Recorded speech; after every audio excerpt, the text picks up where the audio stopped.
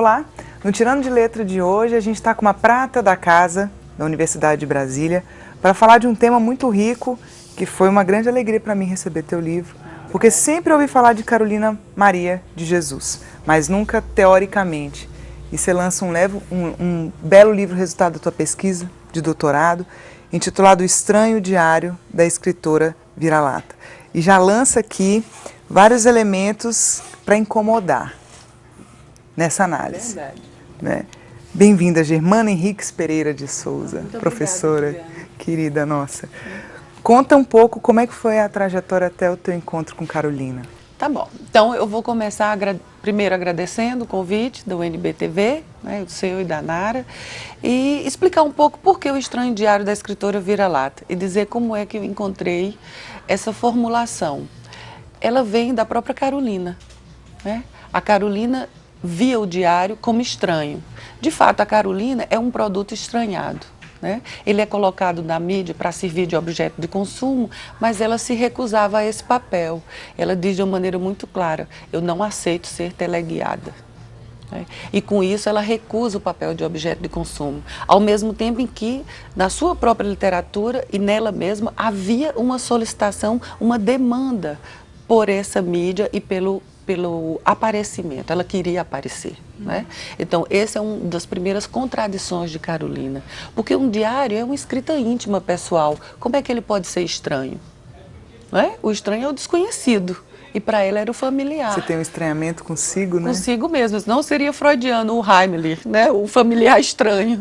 É o caso da Carolina. E escritora vira-lata também. Porque escritora, olha, para todo mundo, né, Juliana, escritor é uma pessoa especial, né? Alguém especial, privilegiado. Como é que um escritor pode ser vira-lata? Né? Então, ele pode ser vira-lata porque ele é objeto e vítima dessa modernidade tardia, da modernidade periférica, que acontece no Brasil. Ela é vira-lata porque ela é catadora de lixo, né? E no lixo ela encontrou as palavras, né? Ela não encontrou só lixo, ela encontrou também as palavras, porque ela conseguia achar livro de poetas, né? Ela conseguiu pegar livros de Casimiro de Abreu, de Castro Alves, que ela admirava muitíssimo, e é nesse lixo que ela encontra também os cadernos nos quais ela vai rabiscar, escrever, colocar em papel o testemunho da vida dela. Escrevia com uma sofreguidão, ela escrevia muito. Ela escrevia muito, ela tem 4.500 páginas manuscritas que estão em microfilme na Biblioteca Nacional.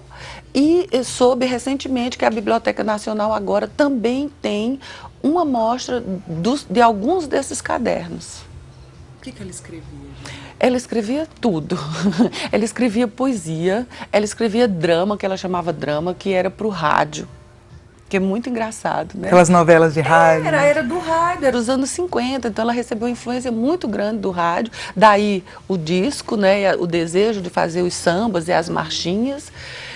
Então ela escrevia o que ela chamava de drama, ela consignava o cotidiano nesses diários, ela escreveu alguns romances, ela tem um livro de provérbios, ela escrevia o tempo todo, porque ela era de fato uma escritora. Né? Ainda que esse vira-lata viesse dos outros, não vinha dela. Para ela era a poeta dos pobres. E uma poeta que teve um enfrentamento muito sério, né? Porque depois que ela publica Quarto de Despejo e tem um boom da mídia, uma atenção total, ela cai num certo esquecimento posterior.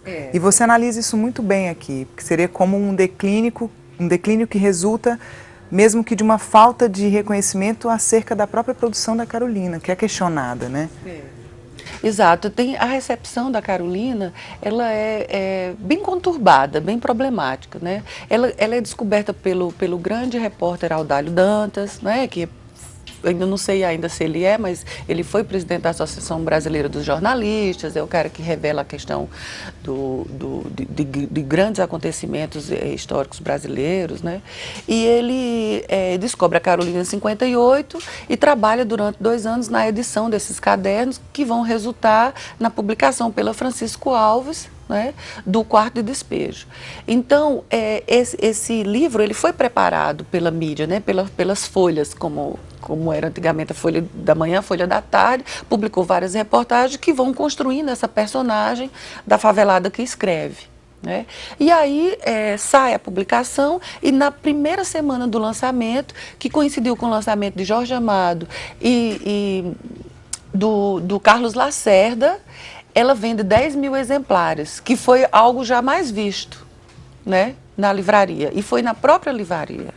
Então eles fizeram realmente uma coisa bonitíssima, com até a terra da favela eles colocaram no chão da livraria. Então foi um acontecimento importantíssimo e a partir daí Carolina, como dizem os adolescentes hoje, bombou, né? Ela apareceu na mídia, ela foi para todos os programas de TV, de rádio, ela foi convidada para o mundo inteiro, assim, vários países, né? A Alemanha fez um filme sobre ela que continua inédito, ela recebeu uma finlandesa que ficou na casa dela para traduzir o livro dela para o finlandês, ela foi traduzida em 14 línguas, então ela virou um fenômeno. Né, um fenômeno de vendas e um fenômeno nacional.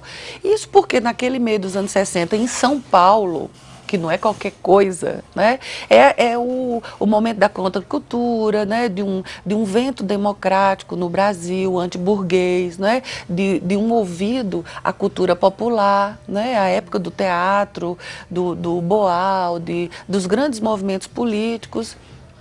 Né? E que estava ali na mídia e no interesse, né? Não era só assunto de mídia, mas era um interesse, era realmente novos ventos soprando no Brasil com esperança de uma democracia, de uma abertura de fato a esse tipo de trabalho como o de Carolina. Mas isso vai passar muito rápido, porque em 64 chega o golpe. Então, a partir de 62, quando sai Casa de Alvenaria, né, como uma resposta à sociedade, de que aquela escritora vira-lata tinha finalmente conseguido o sonho dela, que era morar numa casa apropriada, né, num bairro de classe média, que é o bairro de Santana, em São Paulo, imediatamente depois ela vai começar a sumir da mídia. A mídia brasileira perde o interesse por ela. Por quê? Os ventos eram outros, né? Essa fase da contracultura dessa democracia estava passando, estava chegando o golpe. Ela também era uma pessoa que não se enquadrava, que não se encaixava nos moldes que a sociedade branca, rica, culta tinha para ela, né? Ela não se encaixava nem no movimento negro, nem no movimento feminista, nem na esquerda, nem na direita, né? De um lado, ela agradava os políticos de direita, de outro, ela fazia um agrado a outras personalidades. E nisso a Carolina vai se movendo, né? De fato, como ela diz, ela não admitia ser teleguiada. E ela era uma personalidade controversa, ela era muito difícil, ela polemizava muito, ela arrumou polêmica com Jorge Amado, com a Ruth de Souza, né? Então eu acho que também essa personalidade transbordante da Carolina vai cansando a mídia, né? Mas não só por isso, eu acho que o problema maior é político, né? E quem trabalha isso muito bem é o historiador José Carlos Sebibon de Mery. É a partir da pesquisa dele que eu trabalho. Né? Eu trabalhei muito com os jornais da época, eu consegui todos os artigos que saíram da Carolina nesse momento, mas eu também li o trabalho dele com o Robert Levine, que é um brasilianista já falecido da Universidade de Miami. E eles dois, eles mostram que esse momento entre a Carolina de Jesus no Brasil, o desinteresse brasileiro pela Carolina, que vem rapidamente, 3, 4 anos depois, né? O Mery chega a dizer que houve uma censura velada a obra de Carolina no Brasil, né? E em seguida esse reganho de interesse, esse aumento do interesse fora do Brasil. Então, enquanto aqui o fenômeno é a surpresa Carolina vai se apagando, ela vai crescendo fora do país. Então, esse sucesso ele continua fora, né? Enquanto que aqui ela vai esmaecendo. Então, o que ela vai fazer? Ela quer continuar a ser publicada e não consegue mais. Ela consegue publicar com recursos próprios um livro, que é o livro de Provérbios, que é um fracasso de vendas. Ela vai perder dinheiro com isso, né? E eu acho que também, pelo fato de ela ser uma favelada, com pouco estudo, apesar de ela ser um intelectual, né? Que isso a gente não pode esquecer, ela não sabe lidar com dinheiro. Não, eu quero que você segure isso agora, porque no próximo bloco a gente vai falar mais a respeito disso e das problemáticas que surgem a partir dessa questão, que são todas trabalhadas por você aqui no livro. Fica aí, a gente volta já já.